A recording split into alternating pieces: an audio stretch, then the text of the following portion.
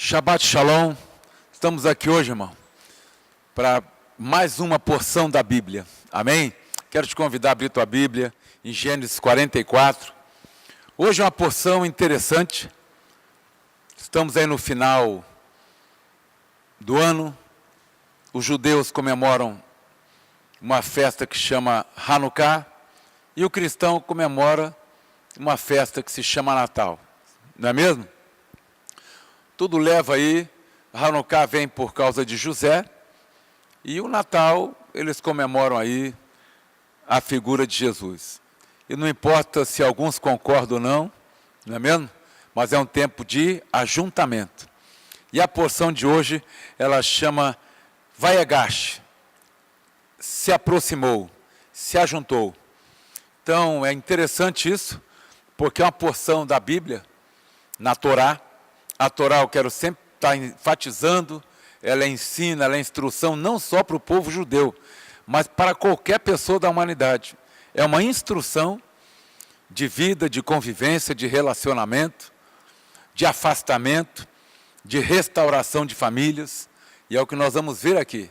Aquilo que lá atrás parecia um ódio, nós vamos entender nesta porção da Bíblia, foi uma permissão de Deus que desperta ciúme nos irmãos de José, para que ele, depois de algum tempo, pudesse sustentar a família dele numa terra estrangeira. Então, muitas coisas nós passamos, nós não sabemos, litígios familiares, ciúme de irmãos, tudo, para que lá na frente, aquele que foi até, qual a palavra certa? Aquele que foi escandalizado, aquele que foi rejeitado, aquele que foi banido até da família, tido ali como o filhinho de papai, lá na frente nós vamos perceber o quão grande Deus faz na nossa vida. Isso vai ser muito bom para você que está aí nos ouvindo através da mídia aqui. Então, que Deus abençoe. Vamos ler a palavra? Vamos ler aqui.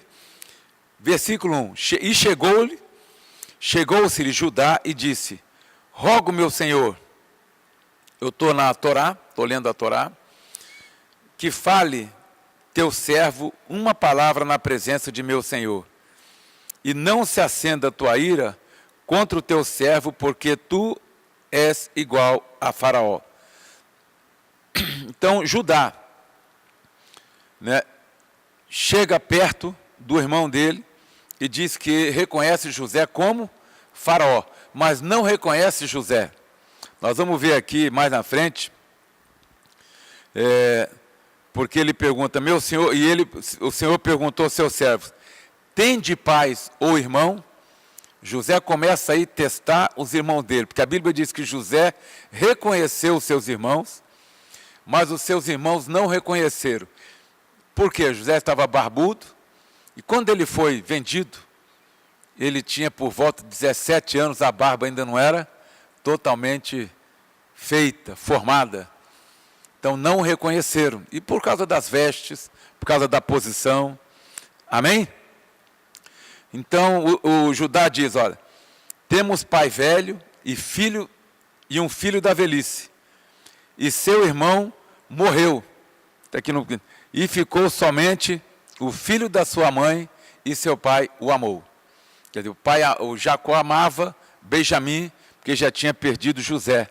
Nós precisamos aprender aqui nesta porção, ali, por que nós podemos muitas vezes não entender o que a Bíblia possa estar tendo. E José negocia aqui, conversa com os irmãos, não vou aqui ler todo o texto, você estude, lê em casa.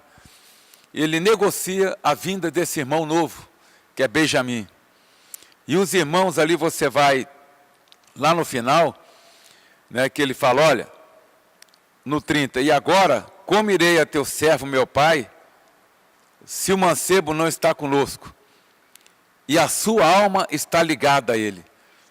Mas uma coisa a Bíblia diz, há ligação de alma entre pai e filho, sim. Há ligação de alma entre mãe e filho, mãe e filha, e muitas vezes nós não entendemos isso. E por isso que Deus sempre, quando fala para Abraão, né, sai da tua parentela, ele queria que Abraão se desligasse não só dos costumes, mas da ligação com o irmão que tinha falecido, pai de Ló, e que ele se desligasse de alma da família para poder ver o que Deus tinha.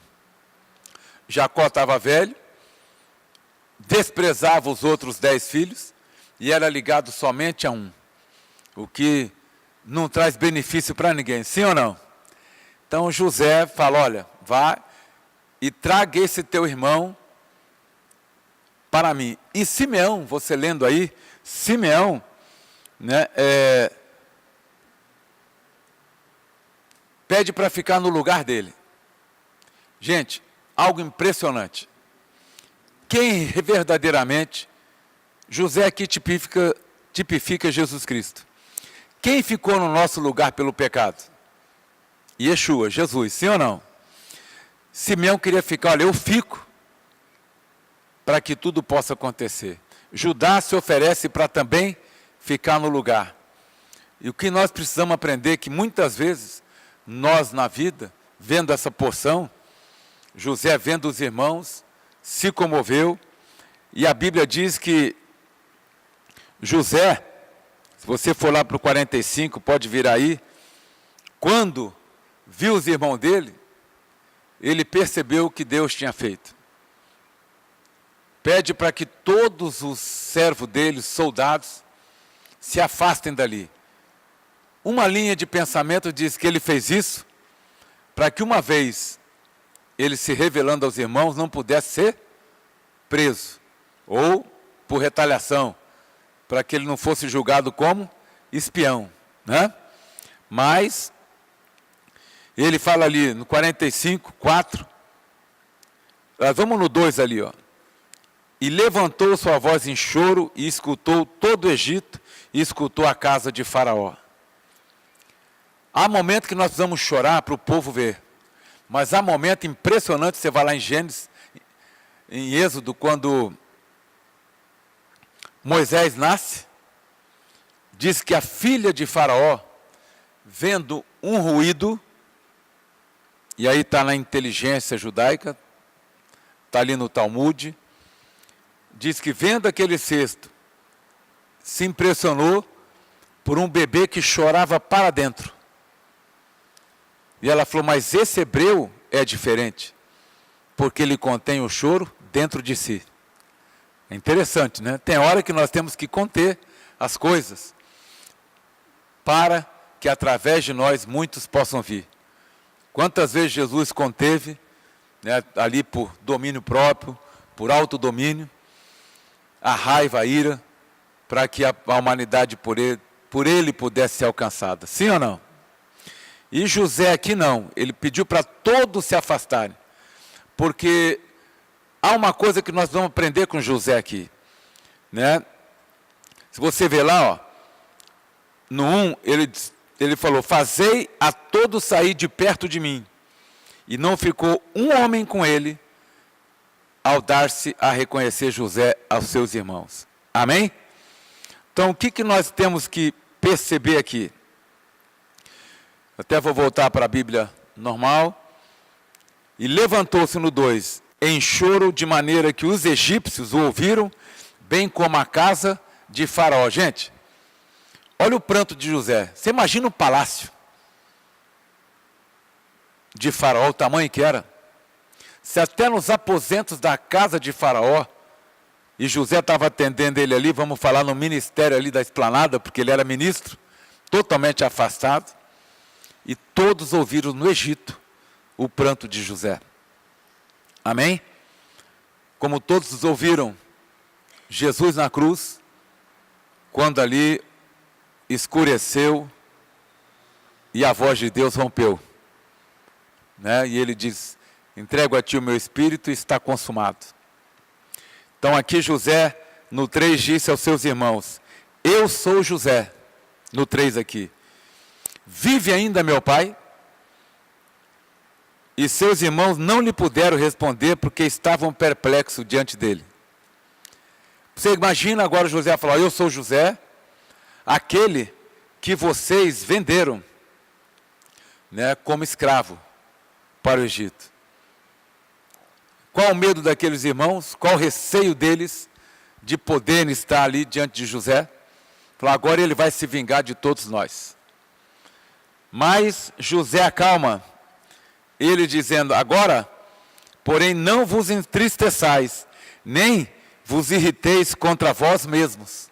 Quer dizer, não criem contenda entre vocês para achar quem que é o culpado por eu ter sido lançado como escravo. Por haveres vendido para cá, porque para a conservação da vida, Deus me enviou diante de nós. Aqui é para mim uma grande lição. Quantas vezes nós sofremos injustiças, ofensas, somos perseguidos no emprego, por familiares, até por pai, por mãe, e vamos embora revoltados e nunca mais voltamos. Quantos lares estão aí? E eu sei pela minha profissão de cartório, de tudo, que o filho vai embora e nunca mais vê o pai. No Brasil mesmo, quantas histórias nós temos do filho que sai do Nordeste, da Amazônia, do Norte do país, vem para o Sul e nunca mais viu o pai, nunca mais viu nem o irmão, e passa uma vida sobrevivendo, até mesmo alguns bem-sucedidos, mas nunca realizados. Não é verdade? Então toda essa porção da Bíblia, nesta época, e eu não estou enfatizando a época de Natal não, estou falando numa época que se finda, o ano que o homem determinou como o fim do ano, as nações, as pessoas precisam aprender com José, entender que tudo que te aconteceu, nem sempre foi para que você pudesse ser desprezado, está aí onde você está, no buraco. E há um tempo hoje eu quero aqui falar para você que está nos ouvindo, talvez você esteja afastado do teu pai, da tua mãe, da tua família. Jesus teve que largar toda a casa dele para cumprir a vontade do pai. José não tinha essa perspectiva, então ele foi arrancado da casa do pai dele, jogado num buraco, vendido como escravo, para lá na frente ele entender o propósito de Deus, para que o povo judeu pudesse ter um lugar para morar, pudesse habitar numa terra de fartura e pudesse preservar a raça judaica dos hebreus. Amém? Tanto que José, ele escolhe uma das melhores terras que tem. Lá no versículo 10 diz, habitará na terra de Gozém e estará perto de mim, tu e teus filhos, os filhos dos teus filhos, os teus rebanhos, o teu gado e tudo o que tens. José escolhe como homem principal do Egito, depois de Faraó, a melhor terra do Egito. E por duas características. A primeira, Gozém era uma terra totalmente afastada da idolatria do Egito. José criou Manassés e Efraim longe da idolatria da esposa dele, Asfate, filha de Faraó. Criou Manassés e Efraim, por isso que Jacó fala para José, agora os teus filhos serão meus filhos. Porque foram criados, José não deixou os filhos serem idólatras e nem se perderem, os criou segundo a Torá. E preserva a família dele, que eram pastores de ovelha. E ovelha, no Egito, não era bem-vindo. O Egito era um país de gado, um país criador de gado. E ele não queria que a família dele vivesse aquela condição imoral do Egito. De tudo que eles tinham, e escolhe essa terra bem afastada, terra fértil, uma terra que, aliás, até hoje essa região é a terra mais fértil do Egito. Até hoje, em fertilidade, produtividade, né, e localização. Amém? Então Deus sempre tem para você, para mim, o melhor. Quero te convidar nesse final de ano a pegar toda a diversidade da tua vida, não importa onde ela começou, e transformar ela diante do Eterno de Israel, o Adonai, o Deus Criador, Deus que te criou, Deus Pai, colocar diante dele, invocar os anjos do Senhor a teu favor, trazer uma intimidade com o Espírito Santo para que ele possa te revelar qual a vontade de Deus desde o dia que você passou as privações. Vocês conhecem a minha história, são meus irmãos aqui, eu não vou me ater aqui. Tudo o que eu passei, eu não murmuro, porque eu sei que havia um propósito. Primeiro para a minha conversão, depois para a conversão da minha família na idolatria, na macumbaria, no esoterismo, na astrologia, em tudo, para que nós pudéssemos ter uma plenitude.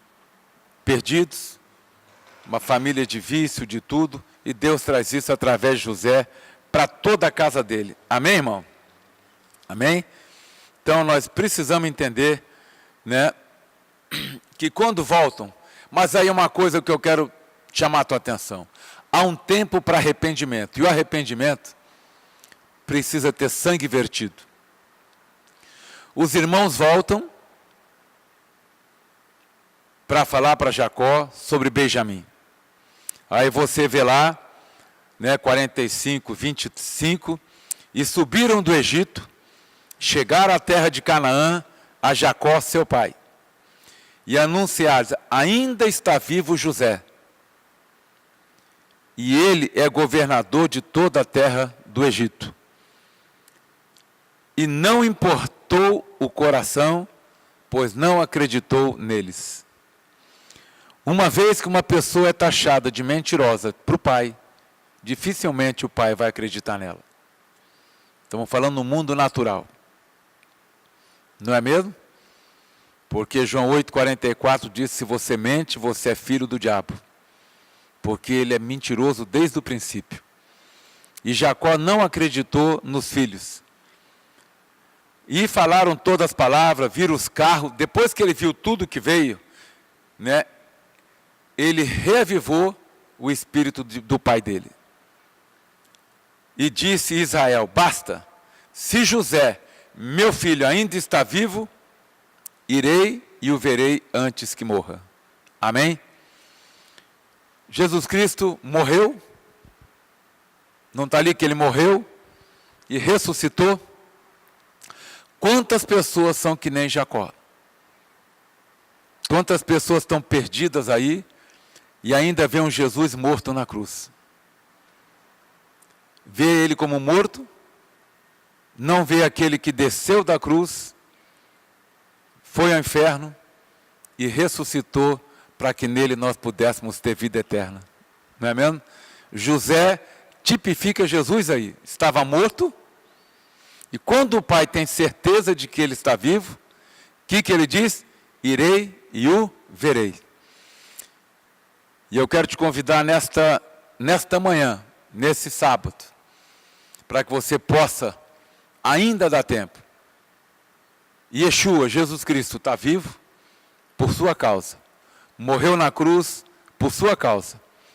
Ressuscitou para que você e toda a sua família, toda a terra tivesse vida e vida com abundância.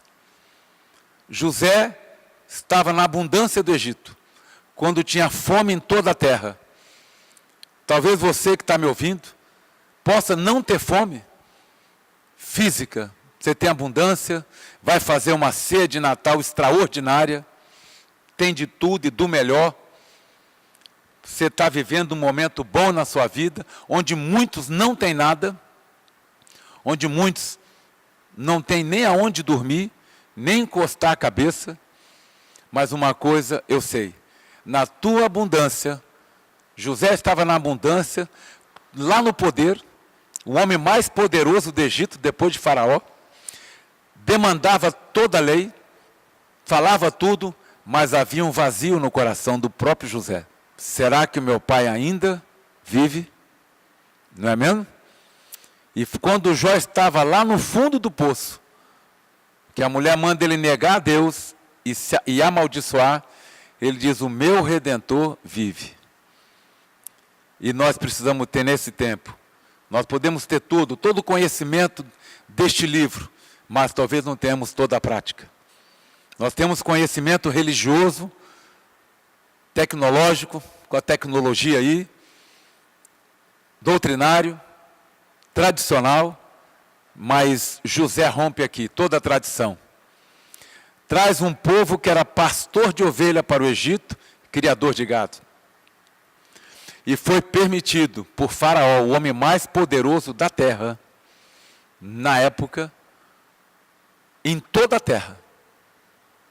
Permitiu, porque aquele que estava estabelecido como governador do Egito, tinha a revelação da vida dele. O Espírito Santo é o Espírito que pode te revelar. E nesta manhã eu quero te ajudar. O teu estado natural, o teu estado normal. Eu quero aqui te abençoar, assim como José abençoou a casa dele. Eu podia discorrer nessa paraxá sobre a taça de Benjamim, sobre tudo que teve. Mas eu quero aqui trazer a existência para que nós possamos, nesta manhã, refletir. Onde o mundo se volta para a paz. O mundo se volta para as festas. Eu quero dizer uma coisa.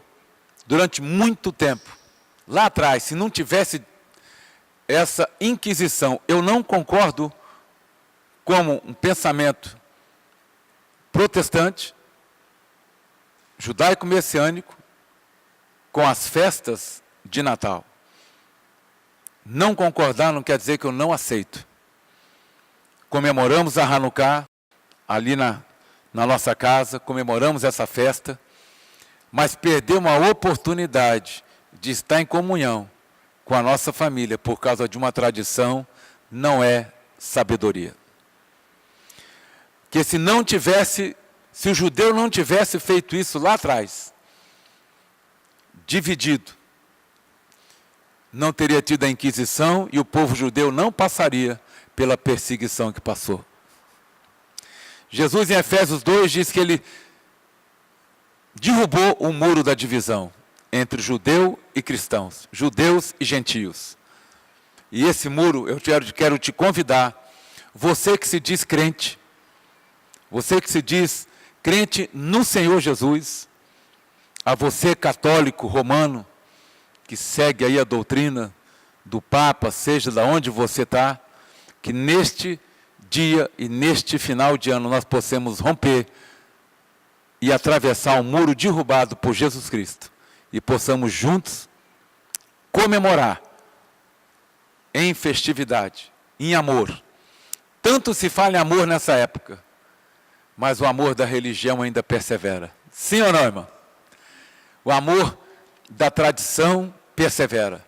Que nós possamos, nessa manhã, e eu quero aqui orar com vocês, para que o Espírito de Deus, que é derramado sobre toda a carne, não sobre o judeu, não sobre o crente, não sobre o católico, sobre toda a carne, até aquele que não crê, possa mover o teu coração, no único sentido, o sentido que neste tempo, nós podemos e devemos estar unidos em amor.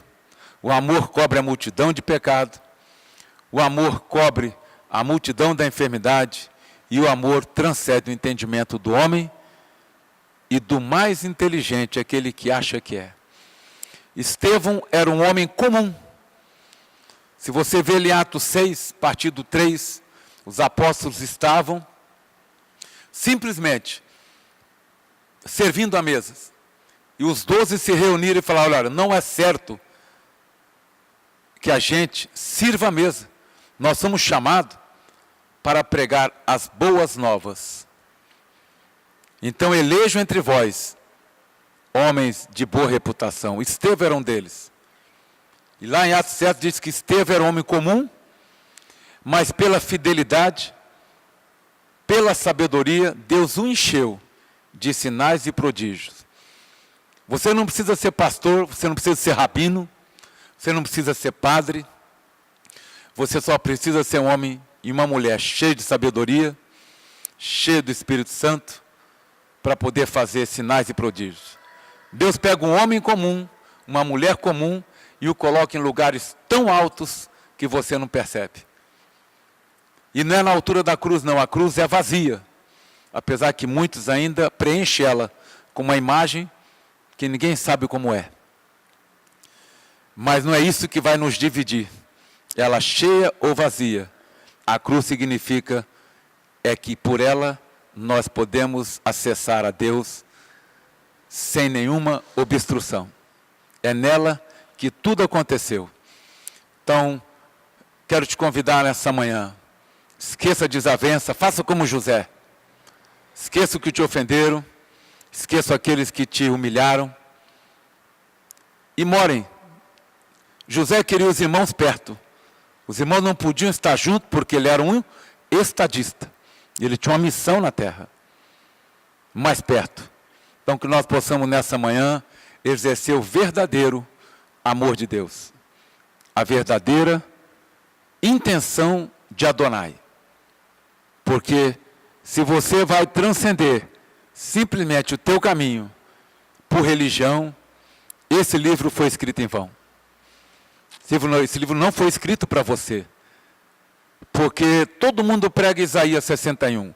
O Espírito do Senhor está sobre mim para libertar. Lá depois diz, e para pregoar o ano aceitável do Senhor. E a Bíblia diz, mais um pouquinho. Eu vou ler para você. Sei decorar, mas eu vou ler para você. Certo? Nós precisamos deixar a vingança para Deus. Nós não podemos exigir e querer vingar por nós mesmos. Que ali diz, né? No 2, Isaías 62, apregoar o ano aceitável do Senhor e o dia da vingança do nosso Deus. Amém? A consolar todo triste. Se há uma vingança, se há um ódio, faça como José. Entenda que há um propósito de Deus até mesmo na discussão, até mesmo na divisão, até mesmo na traição. Tudo tem um propósito. E se você entender isso nesse final de ano, eu te garanto uma coisa, sem medo de errar uma vírgula. 2018 ainda nem aconteceu para você. 2018 vai ser um ano em que você vai simplesmente ver as maravilhas do Senhor. E a decisão, nesta manhã, está na tua mão, porque a semente do amor está dentro de você. E a semente, Jesus diz, a semente é a palavra. E eu quero deixar uma frase minha para você. A semente, por melhor que seja, ela não muda o solo. Ela prova de que tipo aquele solo é feito. Quando a semente cai num solo, ela prova que tipo de solo é. Muitos de nós dizemos que somos bons, mas temos um solo ruim. Muitos de nós somos, eu nunca fiz isso, nunca fiz aquilo, mas a semente do Evangelho, do amor, cai em você e você não muda porque o solo não é bom. Ele só é bom aqui e ruim aqui. Que o Senhor possa ainda falar mais ao teu coração, que o Espírito Santo possa falar com vocês. Espero que eu possa ter te ajudado. Vamos orar? Adonai, em nome de Yeshua HaMashiach, eu quero te agradecer nesta manhã, nessa porção de José. Obrigado porque temos saúde, obrigado pelos olhos naturais que o Senhor nos deu, obrigado pela voz, obrigado porque podemos andar. Alcança, meu Pai, pelo Teu Espírito, os enfermos, os feridos, os necessitados, para que nós possamos verdadeiramente exercer nesta manhã, a partir de hoje, uma nova etapa, que nós possamos ver com os olhos espirituais aqueles que nos ofenderam se achegando a nós, e não importa a nossa posição, porque quem conhece o Senhor, meu Pai, está na posição de José, está na posição de um grande estadista, porque conhece a Tua palavra, tem a palavra de vida e tem a palavra da fé, que nós possamos exercer essa vida dentro de cada um. Nós Te louvamos e agradecemos em nome de Yeshua, o Messias. Amém. Deus abençoe.